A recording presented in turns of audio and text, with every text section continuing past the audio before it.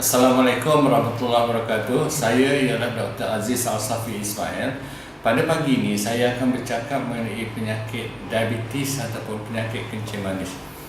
Penyakit diabetes ialah sejenis penyakit yang berbahaya di mana seseorang pengidap itu menghadapi masalah paras gula yang terlalu tinggi dalam badan.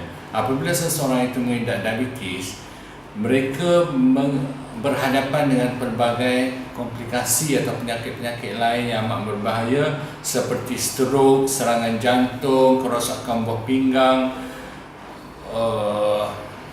dan juga bagi lelaki mati pucuk. Jadi sekarang ini pelbagai langkah telah diambil oleh kerajaan, tetapi nampaknya bilangan pesakit diabetes menjadi semakin tinggi. Ini menunjukkan ada sesuatu yang tak kena, di mana pesakit itu sendiri tidak menjaga, ataupun tidak mengambil langkah untuk mengelak dan juga untuk mengawal diabetes. Jadi antara langkah-langkah yang perlu diambil oleh pesakit ialah yang pertama sekali, mereka perlu mengurangkan pengambilan gula ataupun dan juga pengambilan karbohidrat. Contohnya sekeping roti canai yang kosong, kalau seseorang itu makan, dia perlu maknanya kandungan kalori yang boleh diperolehi daripada sekeping roti canai itu sebanyak lebih kurang 160 kilokalori. Jadi untuk mengurangkan ataupun menghilangkan tenaga daripada sekeping roti canai, seseorang itu perlu bermain ataupun beriadah selama 30 minit. Jadi bayangkan sekiranya kita mengambil roti canai, telur dengan kari dan selepas itu kita tidak bersukan ataupun beriadah, dan begitulah seterusnya, paras gula akan menjadi tinggi. Di samping itu, seseorang pesakit diabetes ini perlu juga mengurangkan pengambilan karbohidrat yang lain seperti nasi, mi, kuih tiaw, dan juga karbohidrat yang lain seperti roti dan sebagainya. Selain daripada itu, pesakit diabetes juga perlu mengurangkan pengambilan kuih muih yang banyak mengandungi gula dan juga minuman yang terlalu manis. Contohnya air sirap, air bandung, teh tarik dan minuman-minuman yang lain yang mengandungi gula yang banyak. Terutamanya minuman di dalam tin ataupun dalam botol yang telah siap, yang mana kalau air di dalam botol tu kandungan gulanya lebih kurang antara 8 hingga 9 sudu teh, dan ini menunjukkan kandungan gula yang terlalu tinggi. Yang keduanya, untuk mengelak seseorang itu mengidap diabetes ini ialah seseorang itu perlu meningkatkan aktiviti fizikal. Maknanya setiap hari ataupun setiap minggu seseorang itu perlu bersenam ataupun bersukan sekurang-kurangnya 3 kali seminggu, dan setiap kali selama 45 minit. Perkara yang ketiga yang perlu diingat ialah penyakit diabetes ini dia terjadi di dalam keluarga. Maksudnya apabila salah seorang ibu ataupun bapaknya mengidap diabetes, kemungkinan anaknya akan mengidap diabetes sebanyak 60 hingga 70%. Tetapi sekiranya kedua-dua mengidap diabetes, iaitu ibu dan bapaknya mereka mengidap diabetes, jadi kemungkinan anaknya mengidap diabetes lebih kurang 80%. Maknanya kalau ada 10 orang anak, lebih kurang 8 orang akan mengidap diabetes sekiranya kedua-dua ibu bapaknya mengidap diabetes.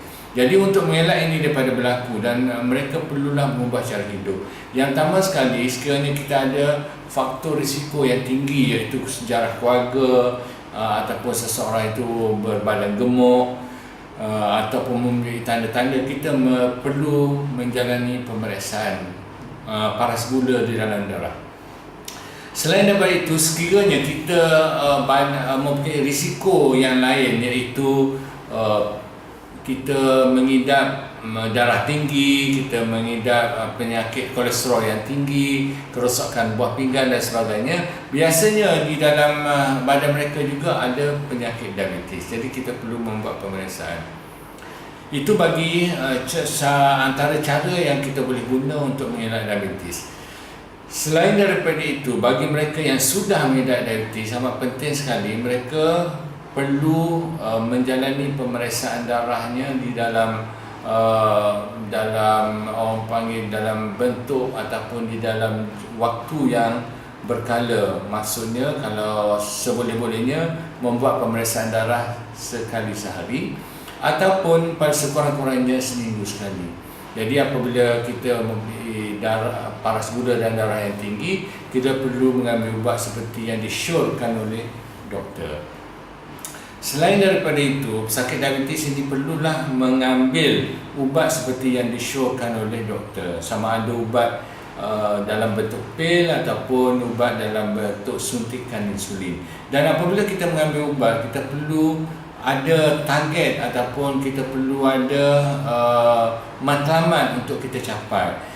Matlamat untuk kita capai bagi pesakit diabetes, paras gula semasa berpuasa ialah 6 milimol per liter, 7 milimol per liter, dan paras gula selepas makan ataupun yang bukan berpuasa ialah sebanyak 8 milimol per liter.